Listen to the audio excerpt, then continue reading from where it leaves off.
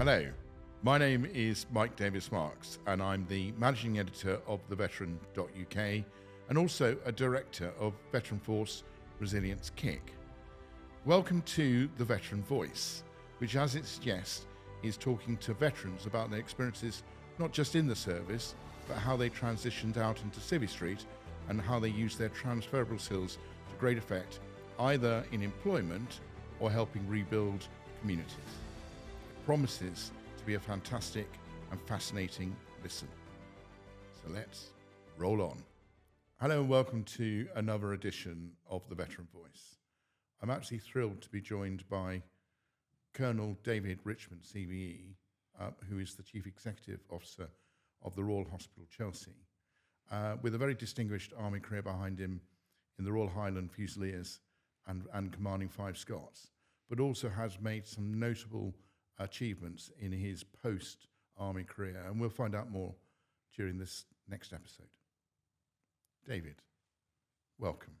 It's a pleasure to be here. It's a pleasure to have you, and I really mean that. Let's go way back when, and we won't say how long, for modesty's sake, and ask what were the catalysts to you joining the army in the first place? I've always had I always think a slightly disappointing answer to that.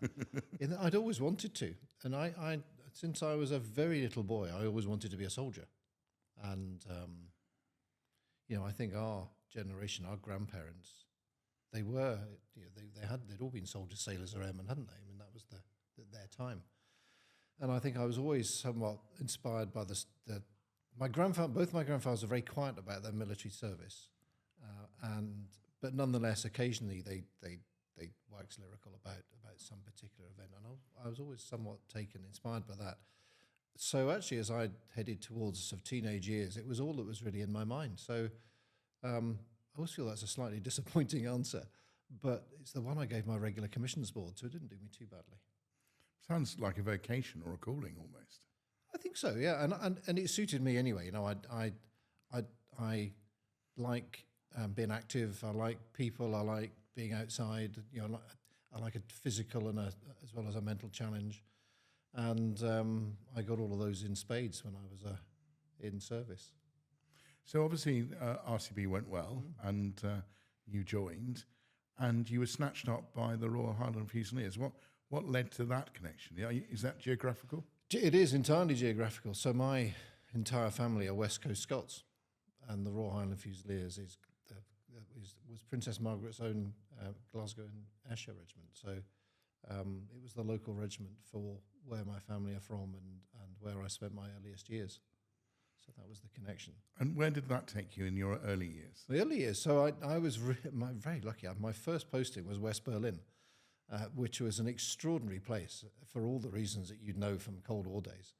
I mean, if you said to young people now, there was a city in the middle of Europe with a fence around the outside and a wall through the middle, with the Soviets on one side, the British, the French, and the Americans on the other, and free movement from one side to the other wasn't available.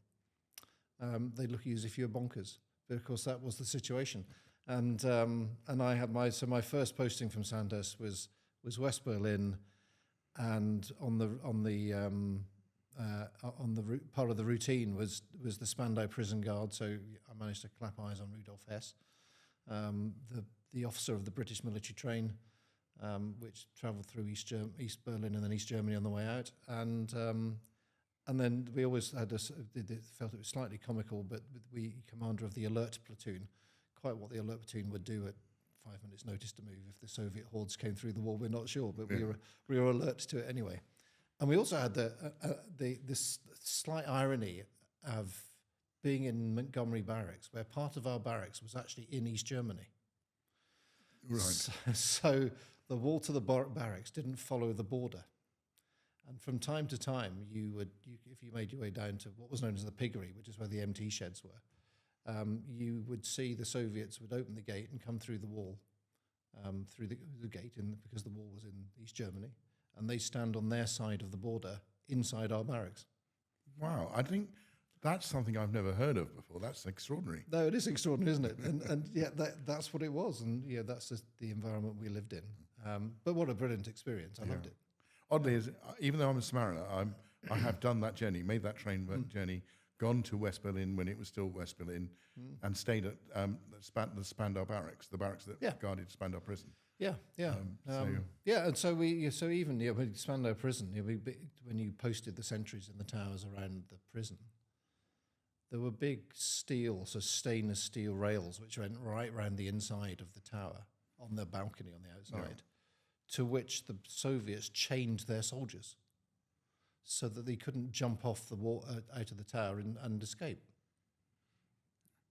Okay, so let's now move forwards to your battalion command, your regimental command, which is now called the 5th Scots, but it wasn't called that when you commanded it, was it? It had just become the Argyll and Sutherland Highlanders, the 5th Battalion, the Royal Regiment of Scotland, and my predecessor in command had taken them through that transition, and I arrived towards the end of that year.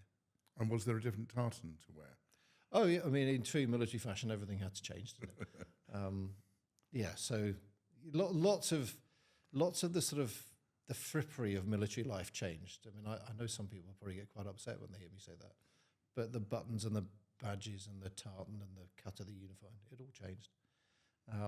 But actually, what was important was the spirit of the organisation and what it stood for and what it did and how it performed. And actually, if you belayed yourself onto buttons and badges, you're probably hanging on to the wrong things. Yeah, I couldn't agree more. So give us a highlight of your time in command. Oh, the whole thing was a highlight. I loved it. I remember the CGS of the time, General Dannett, and I'd come from a role in the MOD when he was Chief of General Staff and had heard that I was going to command. He said, "You're the best job in the army as commanding officer." He said, without a doubt, he's big enough to be meaty, while at the same time being small enough to be yours. He said, so if you don't enjoy it, you're in the wrong job. And I completely subscribe to that notion. If you become a commanding officer and you don't enjoy it, there's something wrong. It's a wonderful experience, and I think, does it have its ups and downs? Of course it does. But I think you can set a tone, set a direction, and lead. There is so much important. It is so important to lead and not to manage. And that's not to the exclusion of management, but you need to set the tone, set the direction, and sort of nurture the spirit and develop the confidence of an organisation. And you can do all that in a unit. It's hard work and it takes a lot of time. And I was blessed, actually. I had a wonderfully talented set of officers and senior NCOs who'd actually did all the work, frankly. They just needed sometimes the shackles taken off and pointed in the direction I thought was the right one. And you've written about this in previous editions of the Veteran.uk, the importance of leadership as opposed to management. And it's well worth going back and reading those, I think, for those that haven't seen them. Yeah, and it's not an either or. When I say these things, I don't mean you do this instead of. You do it as well as. And,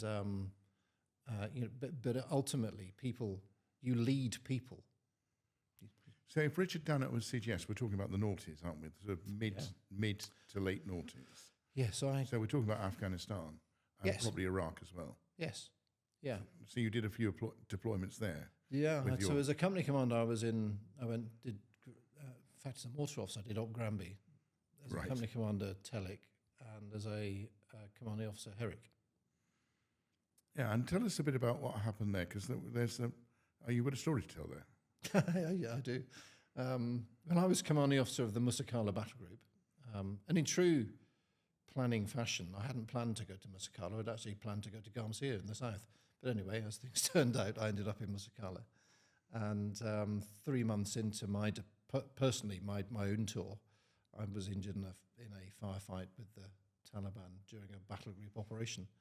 And in the course of that, became, slightly unfortunately, the most senior British casualty from Afghanistan, I think.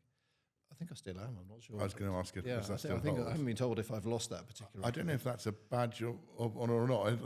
I haven't had a T-shirt made on it or anything. But so I then. Ultimately, that was the end of my career, really. I was treated in the field, casevaced out, flown to Bastion, surgery there to sort of stabilise the wound, and then back to Selyoke, and that was the start of essentially 4 years of surgery and reconstructive surgery and rehab, and at the end of which a medical discharge. Right. I mean, that must have been a real journey, those 4 years. Yeah, they were. Yeah, there's no question they were. I think if you'd asked me at the start, do you think this is going to take 4 years? I said, it'll be ridiculous. I'll be back up and running in 12 months. Naivety at work there. But that's what I thought. But it became apparent that this was a bit more complicated, and there were some multiple surgeries and bone growing and leg lengthening going on and various other things.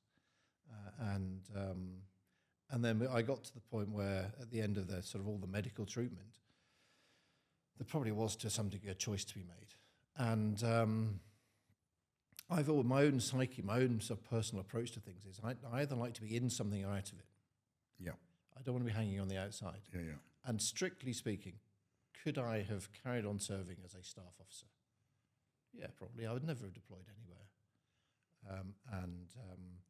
I would have been, as far as I'm concerned, filling a slot that a perfectly fit officer could have filled, and I would have had a very limited career, because there's only so many places you can put the and I didn't want to become the crocked colonel that just shuffles from one slightly pointless job to another. So for me, and this was my analysis of it, rightly or wrongly, as my analysis, that was the time to go. Okay, so I completely understand that. Where did your mind go in terms of where to go? Because, okay, you'd make that assessment about your usefulness or otherwise in your current role. Where did you start looking at what you might do next? So one thing that I became aware of me and my character, I think, is that I have a habit of jumping and hoping the parachute works.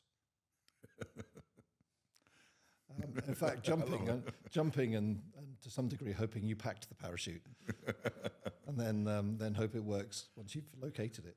So there was an element of that, and I spent a lot of time once I'd reconciled myself to it. It's time to go. Yes.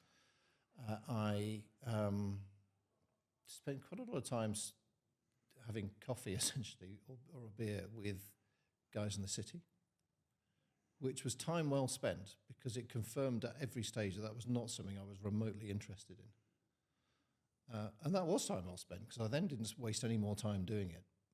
And as it became really close to me leaving, Bryn Perry, who was the founder of Help for Heroes, a remarkable man,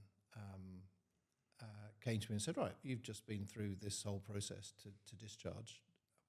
How do you fancy joining Help for Heroes and setting up our recovery centres and recovery programme? Because we want to go from being a fundraising and grant-giving organisation to being a service delivery organisation. That sounds like a jolly good idea.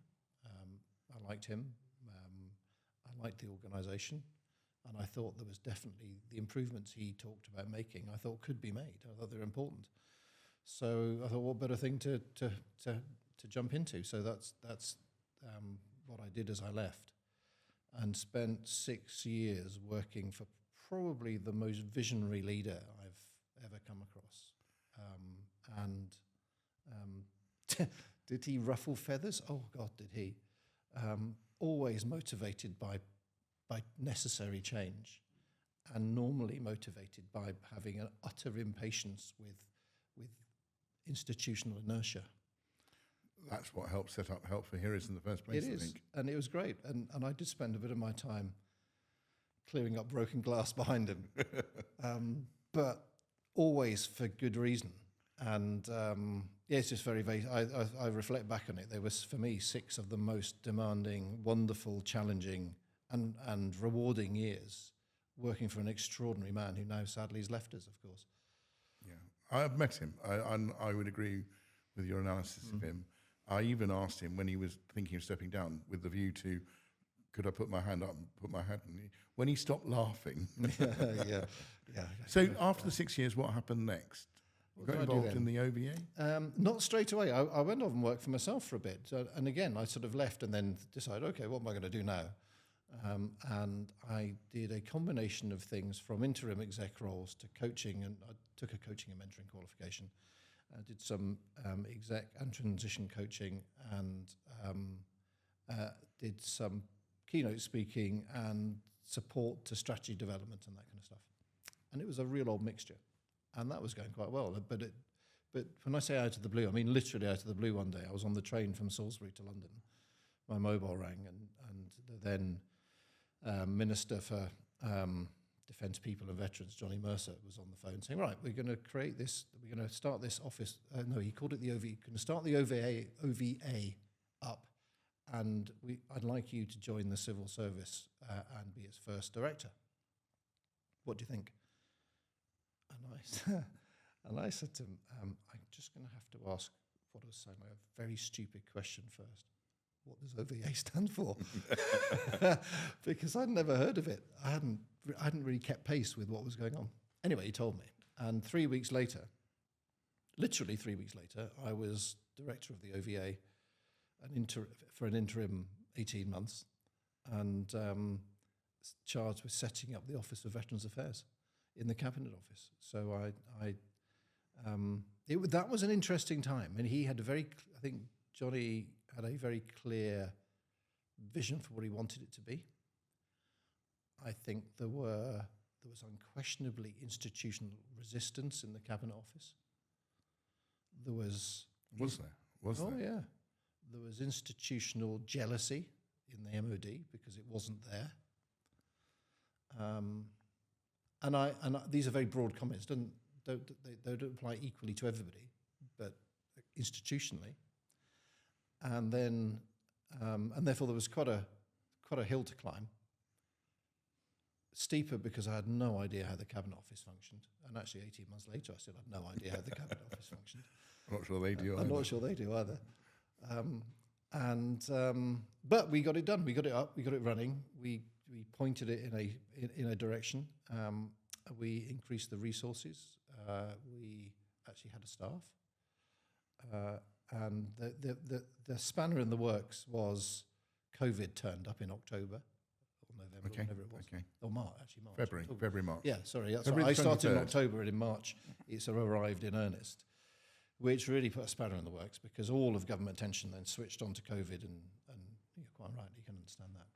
And therefore our progress rather slowed down a bit at that point. But I'm pleased to say it's still going. Albeit it's now back in the MOD. Well, I say back in the MOD. It's now in the MOD. It was never in the. It was only started. Is that good or bad? Do you think being part of the MOD? Bureaucracy, if I may use that word. Yeah, my personal view is it was put into the Cabinet Office for a good reason. I accept that people challenging that view would say, yeah, well, the Cabinet Office isn't really interested in veterans. Why would it be interested in veterans? Well, it's interested in veterans because veterans are civilians. And the services that veterans have to access are delivered by government departments other than the MOD, stand fast one or two, and or by local authorities. In fact, the majority are local authorities. And the Cabinet Office has convening authority. My challenge with it being in the MOD is when times are tight in the MOD, which they always are, it seems, you focus in, quite rightly, on your core business. And your core business is sticking bayonets in the King's enemies, or the naval and RAF equivalents of that, and keeping people in the Army, Navy and the Air Force who are in it already, not looking after folk who've already left. And I fear that it could fall into that trap. Yeah. It remains to be seen whether it will, but I think the good thing is that we have an Office of Veterans Affairs. We can always argue about where it might be. That it is there, it is a focal point. It can drive change, but it does need to be ministerially driven and led. And I met Johnny Mercer, and he certainly was a force to be reckoned with. And then when the government's changed, Al Khans, who came in as a brand new MP, certainly gripped it. I thought he's been a very strong advocate for veterans as well. So we haven't met the new one yet, but we're aiming to. Yeah. So let's now fast forward to Royal Hospital Chelsea, your current command, if I may call it that.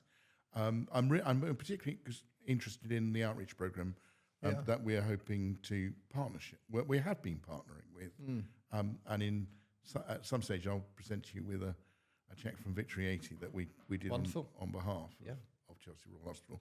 So tell us a bit about the hospital, what excites you about it, and the outreach program, and working with TVUK. Well, the hospital's been doing the same thing for the same cohort of people in the same buildings for 333 years, which is 334 years this year. It's extraordinary, really. 3 1/3 centuries of doing the same thing. The Chelsea pensioners are iconic. They stand for the values of service and commitment and all those military values, and they represent the nation at home and abroad across the year in all number of things. And I think one of the wonderful things here is that the ability to become a Chelsea pensioner is open to every enlisted man or woman, i.e. those who were not directly commissioned, irrespective of their wealth. And I think that's absolutely essential. So you can be as poor as the church mouse and still secure a place at the Royal Hospital Chelsea, or you can have some means of your own and come here. And I think that openness and availability to that broad church of people is really important, because, as you know, soldiers come from all backgrounds. It's army only here. Our in-pensioners are ex-army only. For 332 of those 334 years, much of what the Royal Hospital has done has happened inside on the campus. And the current governor has driven the outreach programme, and it really seeks in a very positive way to extend the reach and the influence of the hospital out into the wider veteran community, of older age veterans of all 3 services, where we're looking to support organisations in tackling social isolation and loneliness, which, as we know, and you can hear and you can read in any newspaper or hear in news bulletins, is a real national ill at the moment. And it has been for a time, and it looks likely to remain so.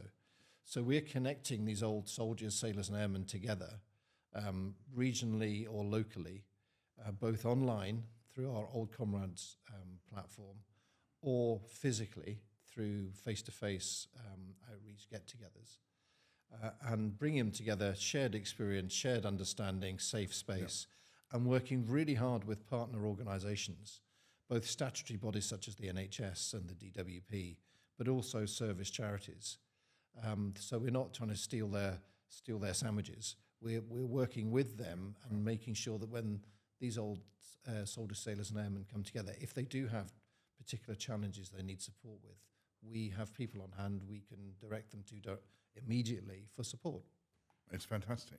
I mean, as you know, the veteran.uk is all about transferable skills, and that primary was looking at how those can be exploited in the workplace. Yeah. But its sister organisation, Veteran Force, has built up a resilience kick aiming at funding veteran-led enterprise that can help rebuild resilience and things like that. And it sounds like what the outreach program is trying to do is exactly along those lines. Oh, it is exactly along those lines. And I think, when those sort of shared skills, shared experience, what do service people or veterans bring? They bring a sort of, we're in a what they call it, what's the volatile, uncertain, complex and ambiguous VUCA world, isn't it? The world is just getting more complex and complicated and volatile. And that's a serviceman's natural habitat. That's what we're trained to operate in. Yeah, exactly. And therefore, the independence, the autonomy, the flexibility of thought, the agility of mind, the problem solving, the teamwork, all those things that they're expected of you as a service person, veterans can pick up and take into civilian life and their retirement, as soldiers here do, and apply them to the benefit of the community in the same way as they applied them to the benefit of the services at the time. Fantastic. Before I hand you a whopping big check, one last question, please, which is, what advice would you give to those that are on the threshold of leaving? Not not trying to persuade anyone to leave, but if they made the choice to leave, either voluntary or involuntary, what advice would you give them as they think about a second career in Civvy Street? I would say have confidence in who you are and what you are. Understand who you are underneath the uniform, because you're about to lose the uniform. So you're going to stop being Corporal Richmond or Colonel Richmond. You're going to start being Mr. or Miss or Mrs. Who are you underneath? Once you know that, or and if you never really know that 100%. I suspect there's a few people who are much older than us who don't completely know who they are underneath, irrespective of whether they wore a uniform or not. But once you're more certain in who you are, have confidence in what you know and what you learned and the extraordinary training you've had through all of those years, and have no hesitation in taking that into the civilian world, because your skills are really valuable. And to help you take those steps, network and phone people and spend time with individuals who've taken those steps before you. And have no hesitation in finding out who the veterans are around the community, because we are everywhere. There is probably not a bit of British society where there is not a veteran working in it. Now, that might be a veteran you've never met before. That doesn't matter. But you have that connection. Use all of them. And use those connections and the skills you've learned and learn over time. And it does take time to translate the military language a bit more into civilian language, because it is directly applicable. Because I still use, I've been out for when did I leave? I've been out for 14 years. I still use and will always use things I learned in the military in civilian life in terms of the skills and the processes and some of the tools I was equipped with. And I just need to tweak the language a bit, but they apply just as well here. So have no hesitation in being confident about who you are and what you can take to a prospective employer. That's really great advice, and actually it's a drum we keep on banging at the veteran.uk. So you will know that last year, everyone knows that last year was the 80th anniversary of the end of the Second World War, and we produced this publication to commemorate both VE and VJ Day, to cover the end of the Second War. It was wonderful. Full of stories. Yeah. And we promised that the proceeds, some of the proceeds, would go towards the Royal Hospital Chelsea. So please don't open this now, but I'd like to present you with this envelope. Thank you very much. Containing a check, very generous. which is some of the proceeds that we've... Well, thank you. And reflects that brilliant partnership we had last year, but very much hope to take forward in the years to come through your outreach programme and other stuff. Absolutely, and we look forward to working with you in future. Thank you. So, David Richmond, Chief Executive of the Royal Hospital Chelsea, distinguished soldier, thank you very much indeed. It's been a pleasure, Mike. Thank you very much.